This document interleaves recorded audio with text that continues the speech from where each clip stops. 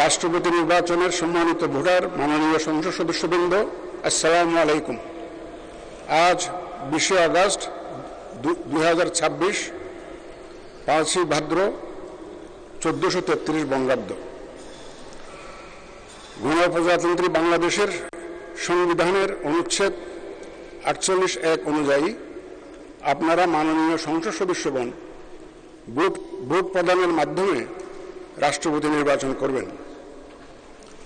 এ লক্ষ্যে ভোট গ্রহণ প্রক্রিয়া শুরুর প্রাক্কালে নির্বাচনী কর্তা হিসেবে আহ্বানকৃত এই বৈঠকে আপনাদের স্বাগত জানাচ্ছি। সম্মানিত সংসদ সদস্যবৃন্দ, রাষ্ট্রপতি নির্বাচন আইন 1991 এর বিধান অনুযায়ী এই নির্বাচনে 2 জন প্রার্থী প্রতিদ্বন্দ্বিতা করছেন। রাষ্ট্রপতি নির্বাচন আইন 1991 এর ধারা 9 অনুযায়ী আমি এখন বাংলা বর্ণমালার আদ্যক্ষর অনুযায়ী প্রতিদ্বন্দ্বী প্রার্থীদের নাম, তাদের প্রস্তাবক এবং সমর্থকদের নাম ঘোষণা করছি। 1 নম্বর প্রার্থী হচ্ছেন ডক্টর অলি আহমদ বীর বিক্রম। প্রস্তাবক জনাব মোহাম্মদ শফিকুর রহমান, মাননীয় সংসদ সদস্য, ও সমর্থক জনাব আবদুল্লাহ আল আমিন, মাননীয় সংসদ সদস্য। এবং দ্বিতীয় জন হচ্ছেন জনাব মির্জা ফখরুল ইসলাম আলমগীর,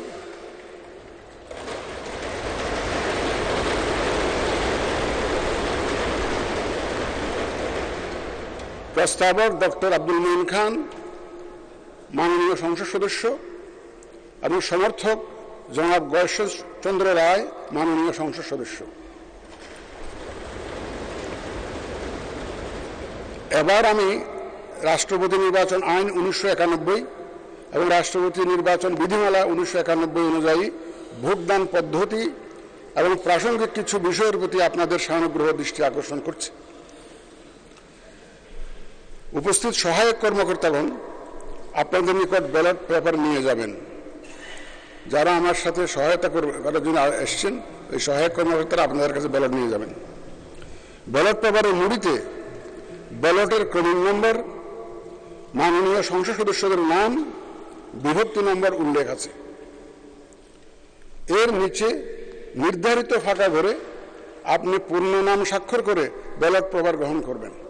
দয়া করে পূর্ণ নাম স্বাক্ষর করে ব্যালট পেপারটা গ্রহণ করবেন আপনারা।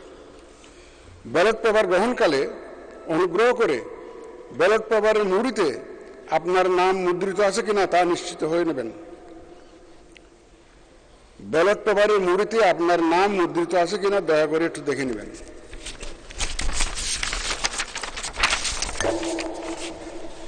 ব্যালট পেপারে প্রতিদ্বন্দ্বী প্রার্থীদের নাম বাংলা বর্ণমালার আদ্যক্ষরের ক্রমানুসারে মুদ্রিত আছে।